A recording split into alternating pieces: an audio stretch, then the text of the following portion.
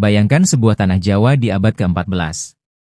Pulau yang subur, masyarakat yang kental dengan budaya Hindu-Buddha, dan perdagangan yang ramai di pesisir utara. Di tengah hiruk-pikuk itu, muncul seorang pendatang asing. Wajahnya berbeda, pakaiannya sederhana, dan tutur katanya penuh kebijaksanaan. Tak ada yang menyangka, sosok inilah yang kelak membuka pintu Islam di tanah Jawa.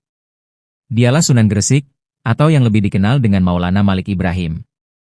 Sebelum kita melanjutkan kisah penuh misteri ini, jangan lupa untuk mendukung channel ini dengan cara subscribe, like, dan share video ini, supaya semakin banyak orang yang tahu sejarah luar biasa Wali Songo, penyebar Islam di Nusantara. Misteri Sunan Gresik, wali pertama yang membuka gerbang Islam di Jawa. Bagian 1 asal-usul yang misterius.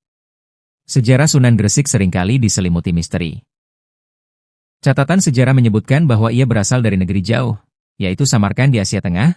Ada juga yang menyebut ia lahir di Kashan, Persia sekitar tahun 1350 m.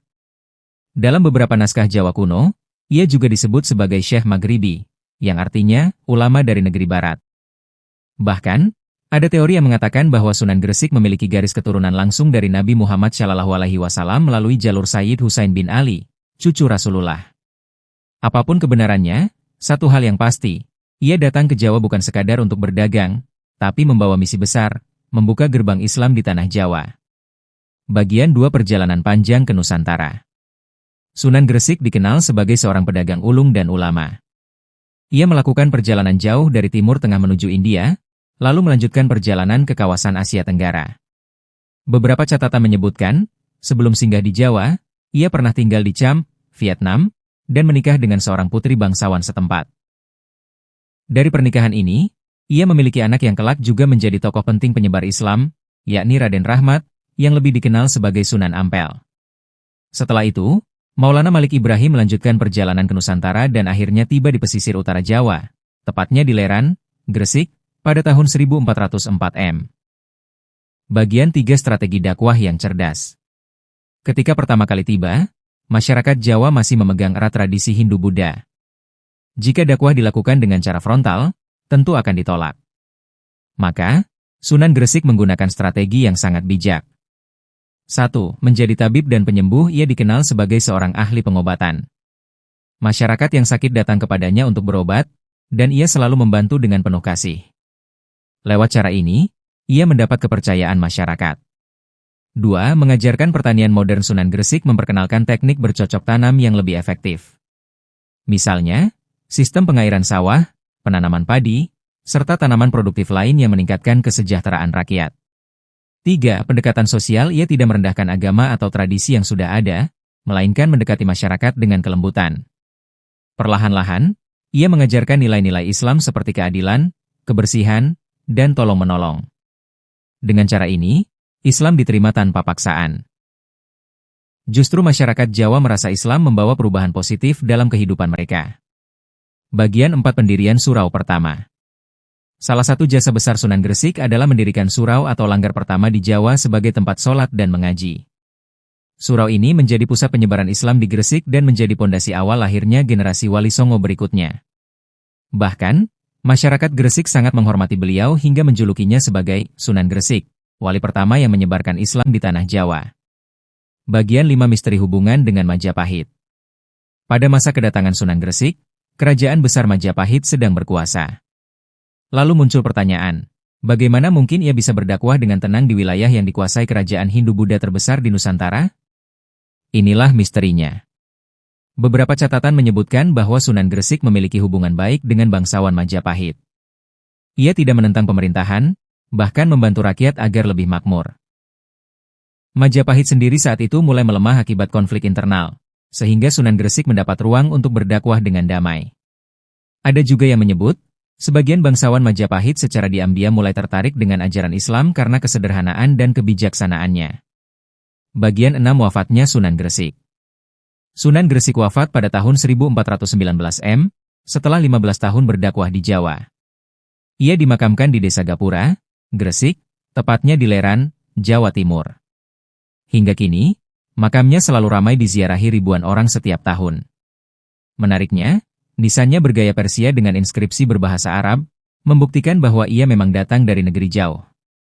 Batu nisan itu menjadi bukti sejarah bahwa dialah wali pertama di Jawa.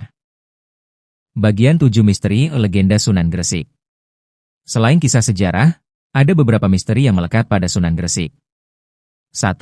Asal-usulnya yang tidak jelas. Ada versi Persia, Samarkand, bahkan Maghribi. Semua menyebut ia datang dari barat, tapi dari mana sebenarnya? 2. Keturunan Rasulullah. Banyak catatan menyebut ia keturunan Nabi Muhammad SAW. Jika benar, maka Sunan Gresik adalah jalur pertama darah Rasulullah yang tiba di Jawa. 3. Kedekatan dengan rakyat kecil. Tidak banyak tokoh asing yang bisa begitu dekat dengan masyarakat Jawa. Sunan Gresik berhasil karena pendekatannya sederhana dan tulus.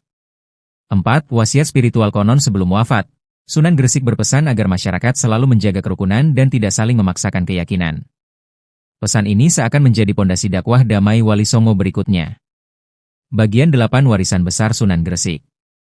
Warisan terbesar Sunan Gresik bukan hanya berupa makam keramat, tapi juga metode dakwah damai yang dilanjutkan oleh Wali Songo.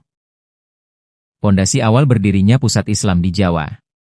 Generasi penerus, salah satunya adalah Sunan Ampel, putranya, yang menjadi motor penggerak dakwah Islam di Surabaya. Tanpa Sunan Gresik, mungkin penyebaran Islam di Jawa tidak akan secepat itu. Bagian 9 Jejak Sunan Gresik di masa kini. Lebih dari 6 abad telah berlalu sejak Sunan Gresik wafat, namun jejak dakwah dan pengaruhnya masih sangat terasa hingga kini.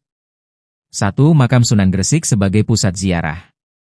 Setiap tahun, terutama di bulan Ramadan dan bulan-bulan tertentu, ribuan orang dari seluruh Indonesia datang berziarah ke makamnya di Leran, Gresik. Ziarah ini bukan hanya bentuk penghormatan, tetapi juga pengingat akan perjuangan beliau dalam menanamkan Islam dengan cara damai. 2. Tradisi Islam di Jawa. Banyak tradisi Islam di Jawa yang berakar dari pendekatan dakwah Sunan Gresik, seperti selametan, pengajian desa, hingga gotong royong dalam membangun masjid. Tradisi ini menunjukkan bagaimana Islam menyatu dengan budaya lokal tanpa harus menghapusnya. 3. Inspirasi bagi dakwah damai. Di tengah dunia modern yang penuh konflik, metode Sunan Gresik yang mengutamakan kasih sayang, ilmu, dan kesejahteraan sosial menjadi contoh nyata bahwa agama bisa berkembang tanpa kekerasan. 4. Gresik sebagai kota santri. Hingga kini, Gresik dikenal sebagai salah satu kota santri di Jawa Timur. Hal ini tak lepas dari jasa Sunan Gresik yang meletakkan pondasi awal, sehingga daerah ini menjadi pusat perkembangan pesantren dan ulama besar di kemudian hari. Dengan begitu, Sunan Gresik bukan hanya tokoh sejarah, tapi juga simbol persaudaraan, kedamaian, dan ketulusan yang relevan sepanjang zaman. Penutup dan kesimpulan. Sunan Gresik adalah pintu gerbang Islam di Jawa. Ia datang dari negeri jauh, membawa ilmu, kebijaksanaan, dan ketulusan. Dengan cara damai, ia menanamkan benih Islam yang kelak tumbuh subur bersama Wali Songo. Hingga kini, makamnya di Gresik bukan hanya menjadi tempat ziarah, tapi juga simbol perjuangan dakwah tanpa kekerasan. Misteri asal-usulnya mungkin tak akan pernah sepenuhnya terungkap, tapi warisannya tetap hidup di hati umat Islam Indonesia. Jadi, sahabat sejarah, apakah menurut kalian Sunan Gresik benar-benar keturunan Rasulullah? Ataukah ia hanyalah seorang ulama dari Persia yang ditakdirkan membuka pintu Islam di Jawa?